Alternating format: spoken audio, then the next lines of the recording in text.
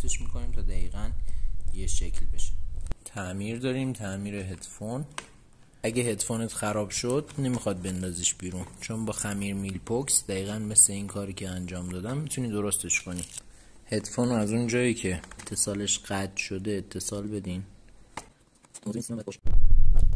خمیر مشکیمون رو برداشتیم، حالا باید خمیر آبیمون رو برداریم. خمیر آبی هم دقیقاً اندازه همین سفید، چون A و B باید به یه اندازه با هم مخلوط بشه. موقعی که به یه اندازه جدا کردیم برمیداریم و با هم ورزش میدیم، با هم مخلوطش میکنیم تا دقیقاً یه شکل بشه.